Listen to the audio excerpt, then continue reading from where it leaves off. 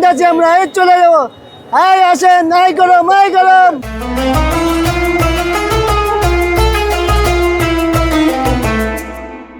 আল্লাহু আকবার।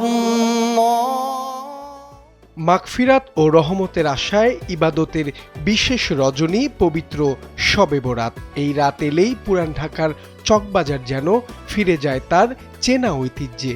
আলো আধারের ভিড়ে প্রাণ ফিরে পায় শত বছরের ঐতিহ্যবাহী হালুয়া রুটির দোকানগুলো। চকবাজারের এই হালুয়া রুটির দোকানগুলো শুধু খাবার বিক্রির জায়গা নয়, এগুলো পুরান ঢাকার সংস্কৃতি ও ধর্মীয় চর্চার জীবন্ত স্মারক।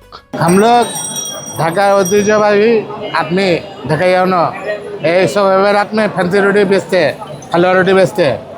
आज से 20-25 बच्चों आगे से बेच रहा हूँ। कुमीर है, चांद है, कुला है, फैंसी है रोटी, हलवा, गाजर का बुटका, सूजी का हलवा, ये हम हर बच्चा नहीं बेचते। आज से नहीं, आज 30 बच्चों आगे से बेचे हैं। हमका बाप दादा वही बेच का है। প্রজন্মের পর প্রজন্ম ধরে একই রেসিপি, একই স্বাদ আর একই বিশ্বাসে বয়ে চলছে দোকানগুলোর কর্মযোগ্য। চকবাজারে তো প্রতি বছরই আসি। এখানে আসছি মূলত হচ্ছে আপনার রুটি নিব, নিজের জন্য, শ্বশুরবাড়ির জন্য, বোনের বাড়ির জন্য 3টা রুটি নিব, রুটি হালুয়া এগুলো কিনবো। প্রতি বছরই আসা হয়, কারণ পুরান ঢাকা ছাড়া তো এই রুটি আর কোথাও পাবেন না।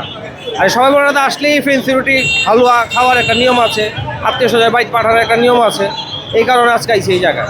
রুটি কিনতে আসলাম শবে বরাতের জন্য। আমরা ঢাকায় মানুষ, বেসিক্যালি আমরা সবসময় কিনি, আমার বোনেরও বিয়ে, এর জন্যই আসা হলো।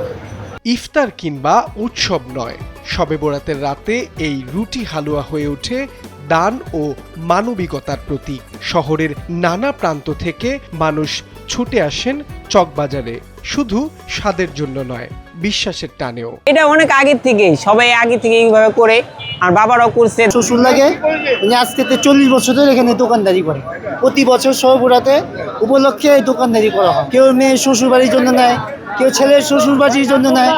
এইটাই হলো ভালো, অনেক ভালো লাগে। এই যে সকাল থেকে দোকানদারি করতেছি, অনেক আনন্দ লাগতেছে। শবে বরাত শুধু ইবাদতের রাত নয়, এটি মানবিকতার এক অনন্য উদাহরণ।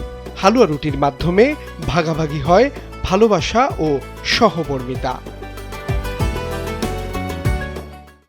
400 বছরের ঐতিহ্যবাহী এই পুরান ঢাকায় শবে বরাত মানেই শুধু ইবাদত বন্দিগির রাত নয়, এ রাতে নকশি রুটি এবং হালুয়ার মধ্য দিয়ে শুভেচ্ছা বিনিময় ও খাওয়া দাওয়ার মধ্যে একটি রেওয়াজ রয়েছে। সে রেওয়াজ পালন করে থাকেন পুরান ঢাকাবাসী।